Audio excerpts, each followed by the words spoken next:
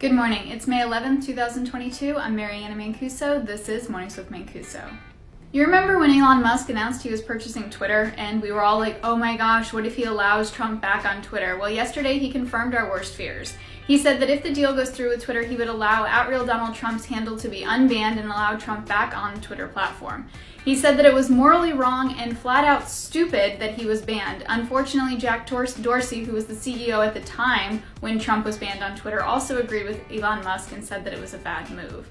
Friends, brace yourselves. The best we can do at this point is pray that Trump is too distracted with Truth Social, trying to be a kingmaker in the 22 midterm elections and teeing up a 24 presidential run to notice that he's allowed back on the Twitter platform.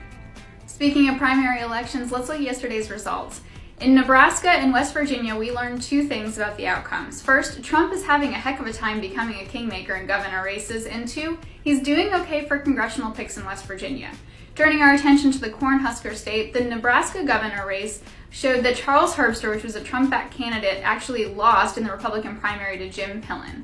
Now, when we look at West Virginia, we saw that Alex Mooney defeated David McKinley in the race for the newly drawn district. They were both sitting incumbent congressmen, and Alex Mooney had a leg up on David McKinley because he had Trump's endorsement, and it served him well as he won this election. Now, again, we cannot definitively say that Trump will be a kingmaker in the midterms of 22, but nevertheless, we are paying attention. Moving our attention across the pond, yesterday Prince Charles sat in for the Queen's speech for Queen Elizabeth II, who was having some episodic mobility issues, according to Buckingham Palace. It was the first time in 60 years the Queen was not present for the opening of Parliament. We send well wishes to the Queen and hope she gets better soon. As always, be great, nothing else pays. I'm Mary Anna Mancuso. This is Mornings with Mancuso.